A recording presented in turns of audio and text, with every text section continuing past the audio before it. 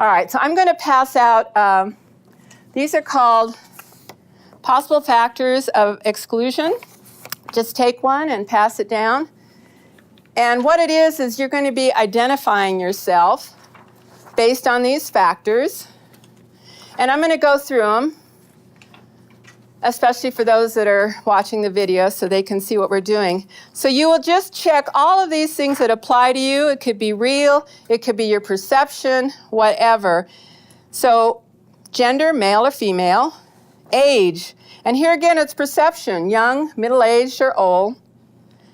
Education, did you drop out of high school? Or maybe you were really smart in school. Did you have a college degree? No college degree. Religion, you go to church or you do not go to church. Maybe you attend a church that some judge as different. And remember, this is just your sheet. Nobody's going to look at it.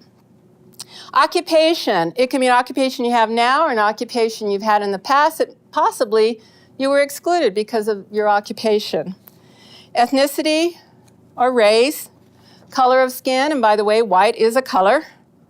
Language, did you have difficulty speaking English? Possibly you do not know your ancestors' language.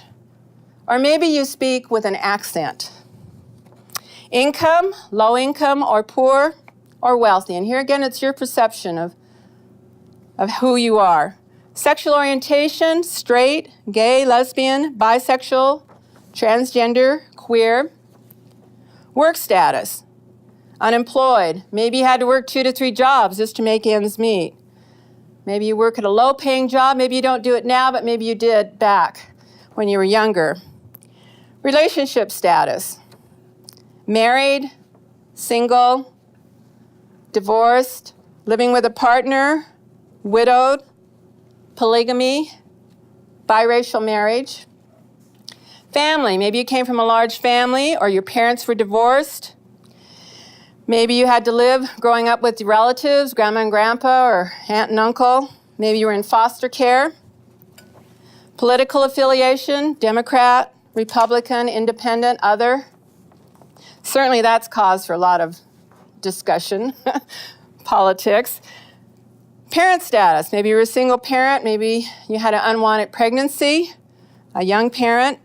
Place of birth, Utah, outside of the United States. Living arrangements, maybe, with the economy what it is right now, you have to live with your parents, or maybe there was a time when you did have to live with your parents because you were unemployed. Live with relatives, live in a poor neighborhood, homeless. Legal, been arrested, been in jail, been in prison. Size, here again, this is all perception, overweight, too skinny, small, short, tall. Disability. Maybe you have a physical disability, a mental illness, a lingering illness, or a terminal illness. Okay, social behavior. Drinker or non-drinker, smoker or non-smoker, and these are big issues here in Utah. Premarital sex, sexual abstinence, tattoo. Food preferences, vegetarian, or maybe you have religious restrictions. Stay on the front page, and what I want you to do is circle 5 of the items on there that you go, you know what, because of that, I was excluded. I felt excluded. I didn't feel a part of the group. Maybe circle 5 of them. And then I want you to look at those 5 that you have circled, and I want you to pick out one issue that you go, yeah, that's it. That's the one. That's one where I know, absolutely, I was excluded. And now turn over the page. And as you can see, I'm going to have you write down names you never want to be called again. Now, with whatever your factor is, there might have been a name, there might not have been names.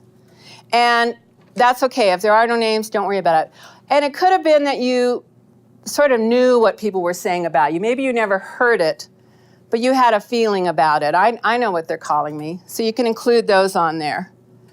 Then the second thing you're going to put down are things you never want done to you again because of that factor. And then the very last thing is how you want to be treated. And this is probably the most important thing, how you want to be treated. So go ahead, take some time, and work on those three.